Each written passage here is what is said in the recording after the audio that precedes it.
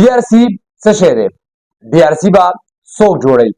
DRC ضابط اخلاق سے دی او DRC با کومو کیسونو سماعت کوي. بسم الله الرحمن الرحیم. السلام علیکم. تاسو ګورئ زموږ فیسبوک پاڼه یوټیوب چینل او زه محمد هارون چنواری یم.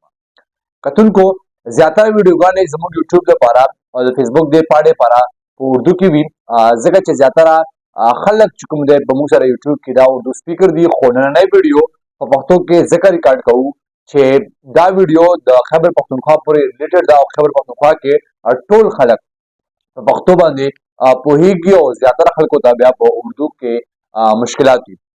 نو یو نوی سیستم راوتلی دی څه وخت مخکې د خیبر پښتونخوا پولیسو چې کوم دی یو نوی سیستم راایستلی دی چې هغه یې نامه ورکړی DRC ډسپیوټ ریزولوشن کونسل.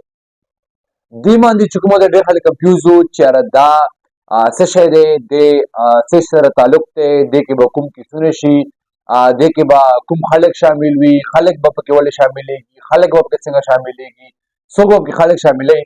نو موږ کوشش وکړو چې په دې هکله تاسو ته معلومات درکړو چې تاسو هم د DRC نه یعنې ډسپیوټ ریزولوشن کونسل نه خبر شئ اصل کې دا وایي څه شی. ټول نه موږ خبره کوو چې DRC وایي څه شی. DRC یعنې ډسپیوټ ریزولوشن کونسل. چونکې خیبر پښتونخوا کې پخوا وخت نه یعنې ډېرې زمانې نه د جرګې او مرکې سیسټم و.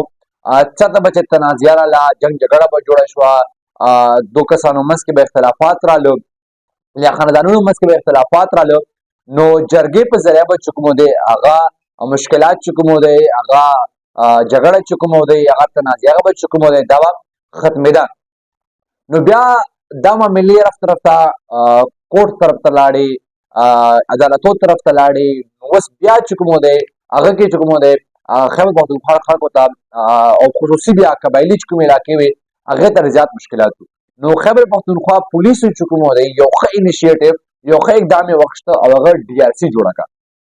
DRC کې به DRC به یې جرګه او په هغه جرګه کې به ریټایرډ ججان باندې مشتملي، ریټایرډ وکیلان به یې پکې، ریټایرډ پولیس به یې پکې، ریټایرډ سیول افسران به یې پکې، ریټایرډ ډاکټران به یې پکې، مذهبي اسکالران به یې پکې، تاجران به یې پکې او هغه خلک به پکې شاملي چې کوم خلک عزتدار وي، په کومو خلکو باندې خلکو یقین وي، په کومو خلکو باندې خلک چې کوم دی دا یقین ساتي چې دوی به ښه جرګه کا، دوی به ښه فیصله کا، دوی به معاشري او پازیټیو امیج جوړوي. نو دا خلک به په DRC کې شامل وي. اوس فار ایگزامپل که څه کسانو خلکو او پیسو مسله راله، یو دوه کسان دي، یو دوه خاندانونه دي، هغه خپل منځ کې پیسو مسله راله، نو دا به داسې کار کا چې دا به DRC په ذریعه باندې دا به لا پولیس سټیشن له ځي، لا به چې کوم دی DPO له ځي او هغه ته به وایي دا ما چې کوم درخواست دی دا مارک کړه DRC جرګې ته. نو هغه به چې کوم دی DRC ته مارک کړي او بیا DRC به چې کوم دی هغه مشکل هغه فیصله هغه به چې کوم دی ختمولو کوشش کوي، هغه به کوم ختموي. اوس ټول لوی سوال دا دی چې DRC به جوړی څوک؟ په هر ضلع کې دا DRC شته دی په خیبر پښتونخوا کې او هغه ضلع چې کوم DPO وي نو هغه به دا DRC جوړی. اوس DRC ممبر به ته ځان څنګه جوړی؟ دا DRC ممبر به څنګه جوړیږي؟ دوه قسمه طریقې دي. ټول ناول طریقه دا ده چې یو کس غواړي چې زه DRC ممبر شم نو هغه به DPO ته چې درخواست وکړي او هغه درخواست کې به ورته دا خواهش ظاهري چې زه غواړم چې زه د DRC ممبر شم. نو که هغه کس باندې DPO یقینو، هغه کس داسې و چې علاقې په یقینو، علاقې کې جرګې مرکې کړي، نو دا کس DPO چې کوم دی DRC ممبر جوړولی شي. دویم نمبر دا چې یو کس دی او هغه په علاقه کې عزتداره کس یې، هغه باندې خلکو یقیني، هغه دې نه مخکې جرګې مرکې کړي، نو DPO صاحب خپل هغه ته درخواست کړه چې راشه ته او ته د DRC ممبر شه. نو هغه نه بعد هم چې کوم دی DRC ممبر جوړېدی شي. دریم نمبر سوال، ټول نه لوی سوال دا هم خلکو په ذهنونو کې چې DRC ضابط اخلاق به څه شي؟ DRC خو به جوړه شي خو DRC ضابط اخلاق خو به وي که نه؟ DRC ضابط اخلاق ټول نه اول ضابط اخلاق دا دی چې DRC کې به سیاسي خلک نه شامل. دویم نمبر خبره ده چې DRC به هیڅوک هم د ذاتي مفادو لپاره یا سیاسي فیصلو لپاره نه استعمالوي. درېیمه خبره دا ده چې چا سره چې ذاتي کارډ یا تعریفي کارډ په هغه باندې به دی DRC ممبر ځان نه ظاهروي، یعنې دی به DRC ممبر وي خو یو قسمه کارډ باندې سره داسې وي چې هغه دی شو کا چې زه DRC ممبر یم او هغه باندې خپل فیصلې چې کوم دی نصر انداز شي. دریم مسله خبره دی پکې چې ډي آر سی کې به چې کوم دی چې دفتر له کوم ډي آر سی خلک راځي په دفتر کې چې کوم ډي آر سی ممبران کینی هغه به یو قسم سیاسي نشاندهی نه کوي په نه به سیاسي پارټي بیج لګي نه به سیاسي پارټي خپل په سر کوي نه به سیاسي پارټي چې کوم دی مفلر په غاړه کې راځي سیاسي پارټي یو قسم هغه باندې سره نه. سورہ نمبر ټول نه کوېشن دام خلکو په ذهنونو کې چې ډي آر سی خو جوړه شوه ډي آر سی به کوم کیسونو سماعت کا یعنی ډي آر سی له موږ کوم کیسونه وړی شو یا ډي آر سی ممبرانو سره کوم پورې دا اختیار شته دی چې هغه کوم کیسو سماعت وکا. نو ټول ناول هغه کیسو د سماعت نشي کولای چې کوم کیسونه په عدالت کې زیر سماعت.